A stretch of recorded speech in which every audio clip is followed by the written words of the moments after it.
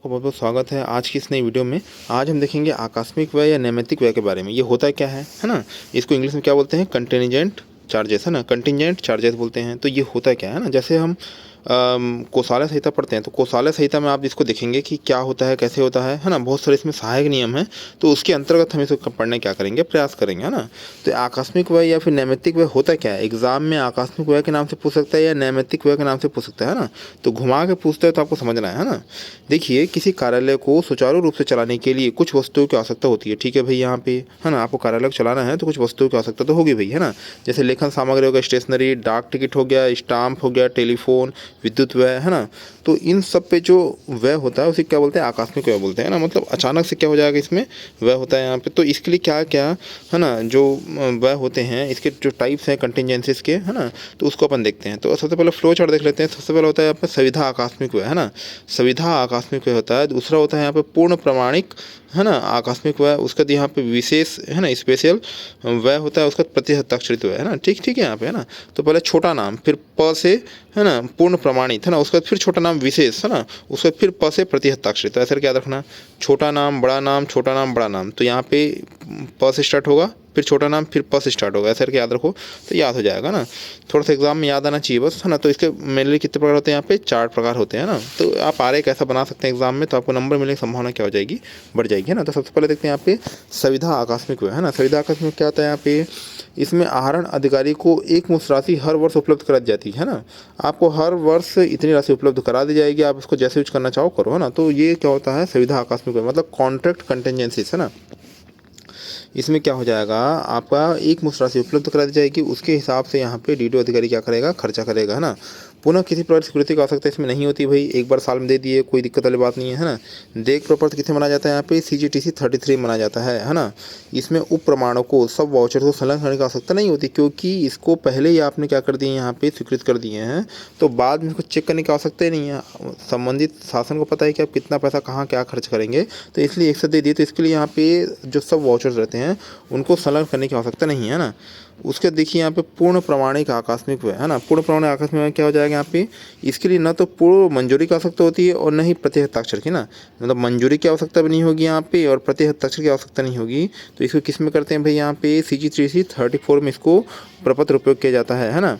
अब इसमें देखिए यहाँ पे इसमें पूर्व मंजूरी भी नहीं मिली है, प्रति हस्ताक्षर भी नहीं है, दोनों नहीं हुआ यहाँ पे। तो इसके लिए ठीक है भाई, यहाँ पे 1000 से अधिक उप प्रमाणकों को महालेखाकार भेजना पड़ेगा ना, क्योंकि इसमें अब चेक करने की आवश्यकता होगी, है ना। इसलिए इसे क्या बोलते हैं? पूर्व प्रमाणित आकस्मिक व्यय, है ना। पूर्व प्रमाणित आकस्मिक व्यय मतलब क्या हो जाएगा? न तो इसमें पूर्व मंजूरी की आवश्यकता है और न ही प्रति हस्ताक्षर करने की आवश्यकता है ना। तो ये क्या हो जाएगा अपना पूर्ण प्रमाणित आकस्मिक व्यय। इसका प्रपत्र कौन सा हो जाएगा? CGTC 34। और 1000 से अधिक के वाउचर कहाँ भेजेंगे अपन? यहाँ पे AG ऑफिस भेजेंगे। उसका देखिए यहाँ पे मान द्वारा विनियमित तथा विशेष आकस्मिकता प्रभार वाले व्यय, है ना। ऐसे व्यय जिन्हें व्यय करने से पूर्व वरिष्ठ अधिकारी की पूर्वानुमति आवश्यकता होती है ना, पूर्व स्वीकृति आवश्यकता होती है, उसे क्या बोलते हैं यहाँ पे? मान द्वारा विनियमित या विशेष प्रकार के आकस्मिक व्यय, है ना। जैसे जंगली जानवरों को मारने पर दे पुरस्कार यहाँ पे, है ना। तो इसको जैसे आपको करना है तो इसमें क्या करना पड़ेगा? CGTC 34 में क्या करना पड़ेगा आपको, है ना, प्रपत्र बनाना पड़ेगा। CGTC 34, है ना, CGTC 34 में, ठीक है। उसका यहाँ पे प्रति हस्ताक्षरित आकस्मिक व्यय, है ना।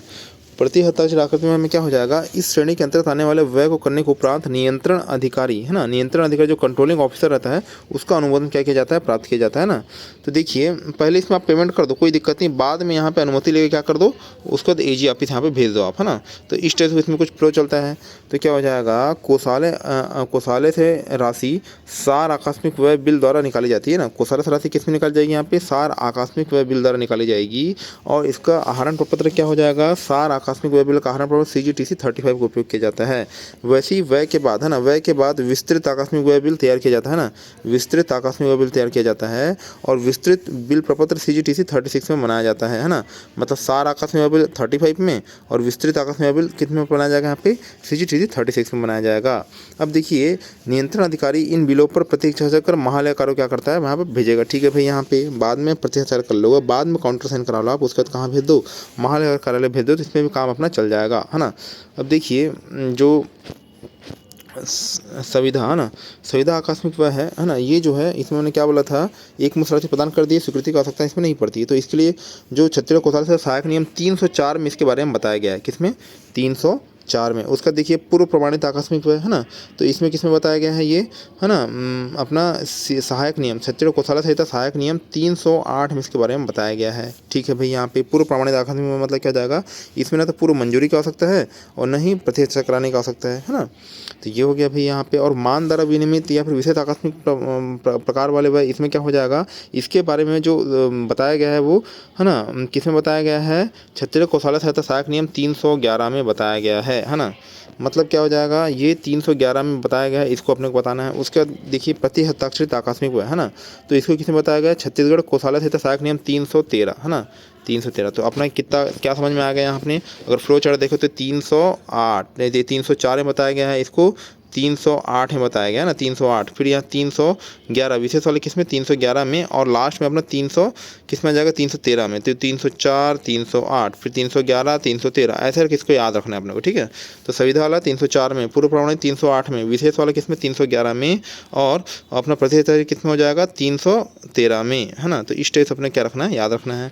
अब देखिए लास्ट में चार्ट देखते हैं, उसके बाद इसको ख़त्म करते हैं। देखिए CGTC 33 है ना, 33 मैंने बताया था संविधा आकस्मिक व्यय, और ये संविधा आकस्मिक ये 3 से किस में बताया यहाँ पे 4 में। ठीक है, पूर्व प्रमाणित CGTC 34 और विशेष आकस्मिक वो भी CGTC 34 में बताया जाएगा ना।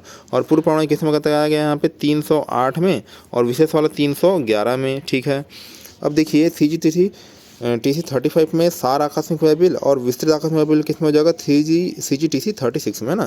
तो ये अपने किस में आ जाएगा भाई, प्रति हस्ताक्षरित आकस्मिक व्यय में आ जाएगा, जो चौथा नंबर का है, और ये 313 में बताया गया है, मतलब छत्तीसगढ़ कोषालय संहिता सहायक नियम 313 में बताया गया है। और याद रखने वाला क्या टिप्स है अपना, हमेशा याद रहे कि 1000 से अधिक के उप प्रमाणक सब वाउचर्स महालेखाकार कार्यालय भेजना अनिवार्य है, अन्यथा लेखा परीक्षा मतलब ऑडिट में क्या हो सकती है, आपत्ति आ सकती है। ठीक है भाई, यहाँ पे पर किसको नहीं भेजना पड़ता, यहाँ पे 1000 से ऊपर भी रहेगा तब भी किसको नहीं भेजना पड़ता, जो सबसे शुरू में मैंने बताया था संविधा आकस्मिक है, इसको महालेखाकार आपित भेजने की आवश्यकता नहीं है ना, मतलब इसमें सब वाउचर संलग्न करने की आवश्यकता नहीं है, है ना। तो ये हो गया भाई, है ना। तो वीडियो बनाने के लिए आपको बहुत बहुत धन्यवाद, आपका दिन क्या हो, शुभ हो।